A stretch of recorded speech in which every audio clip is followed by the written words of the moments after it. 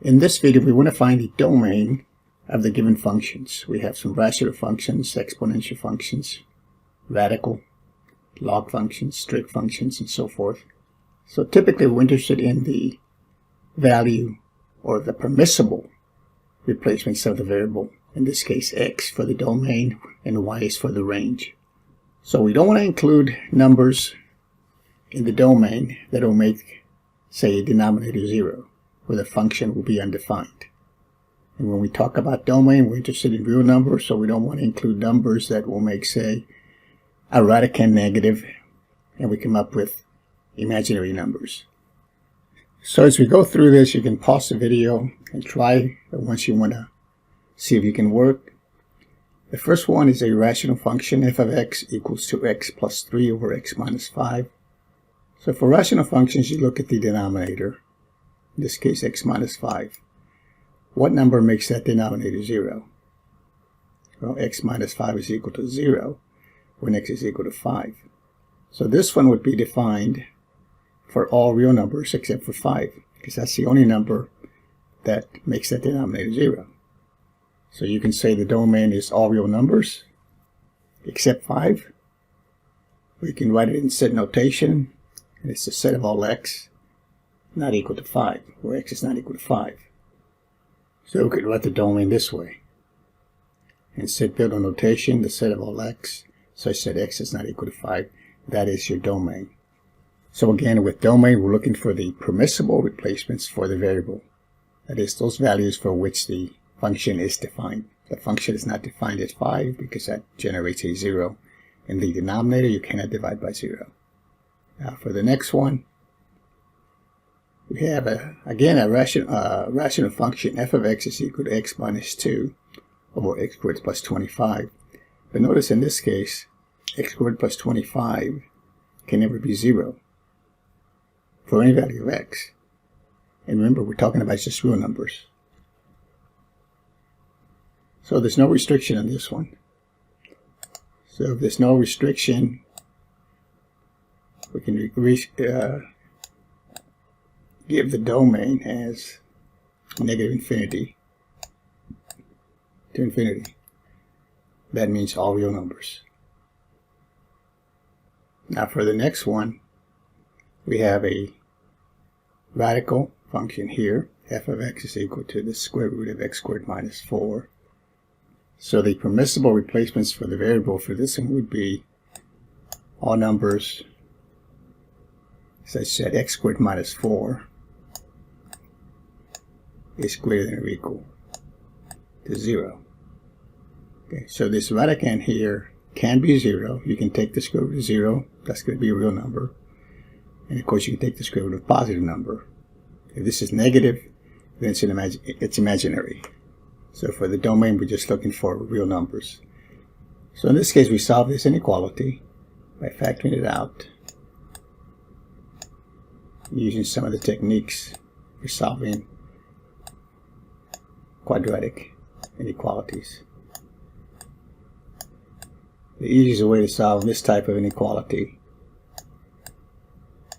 is to make sure one side is 0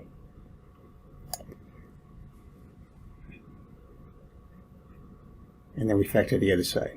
X minus 2, x plus 2 are the factors, and then all we do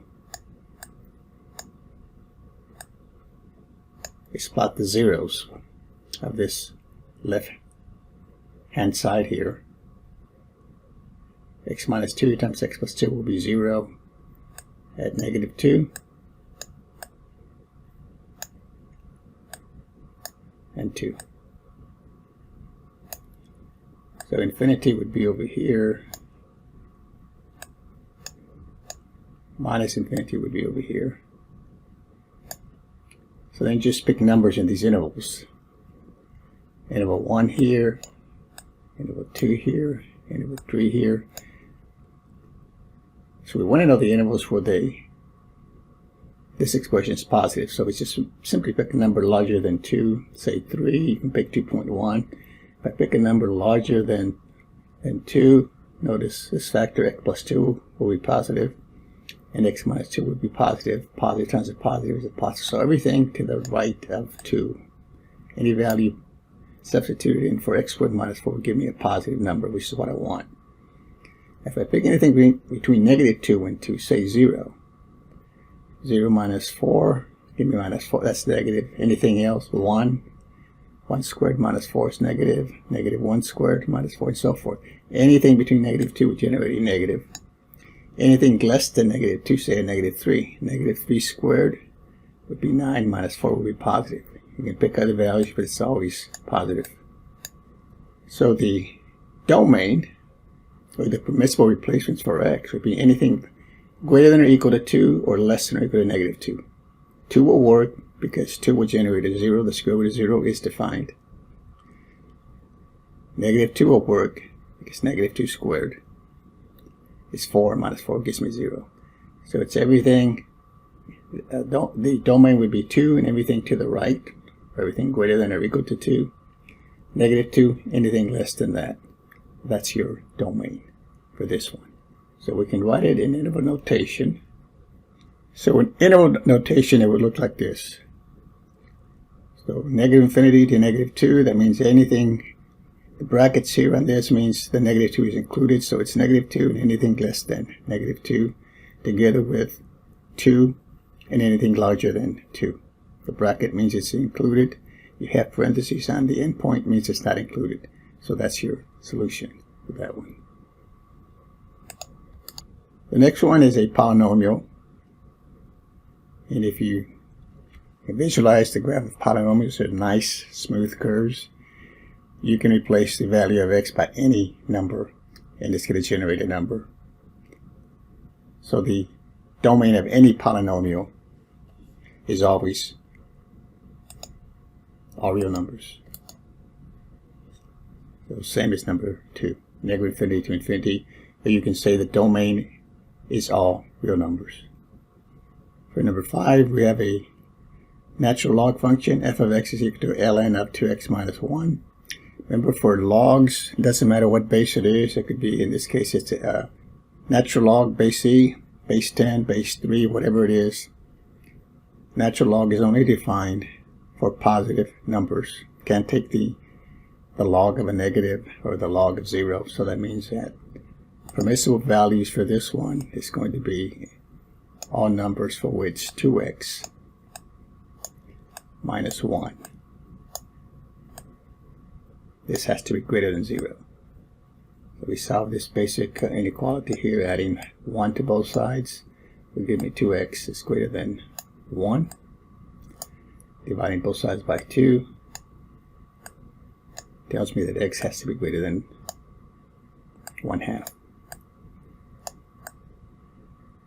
So notice 1/2 is not included. I put a 1/2 there. 1/2 times 2 is 1. 1 minus 1 gives me 0. Log of 0, no matter what the base is undefined.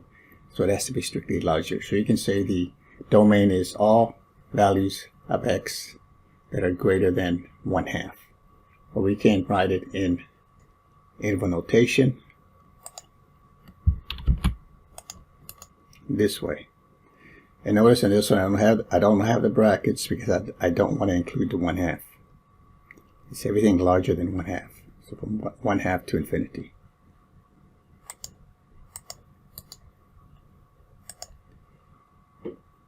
Number 6 is a trig function. And this one involves the sine function.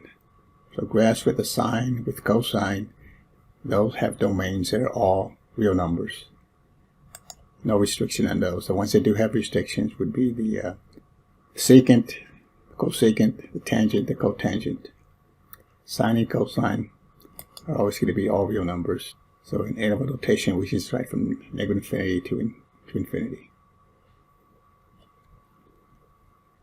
Number 7 is an exponential. The domain for your typical exponential f of x is equal to a to the x. That's your basic exponential. The base cannot equal to 1, cannot be 0.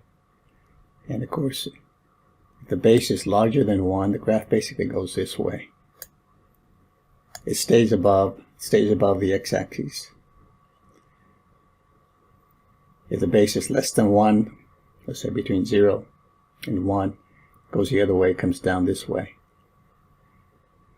The range is going to change depending on whether you're adding something over here. But the domain is always going to be all real numbers. There's no restriction. There's no restriction on the x. So the domain for this one is all real numbers. Now the range is not going to be all real numbers, but the domain in general for these types of functions will be all real numbers. Here we're focusing on the domain. Now the next one is a tangent. If you recall the graphs of the trig functions, the tangent function has vertical asymptotes, which is not defined. It's the sine of x over the cosine. Now if I'm just looking at the sine, there's no restriction.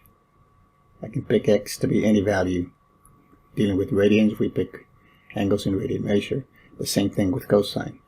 But when you have it in this setup, tangent, we want to know what's the restriction in the domain for tangent. In this case, we don't want this to be 0. So the domain for the tangent then would be all real numbers. We can deal with radians or degrees, but if we deal with radians, a radian is just a number. We don't want values of x for which this is going to be 0. So if you think about the graph of cosine, so that's up here, and then it crosses there, and it goes up, crosses there.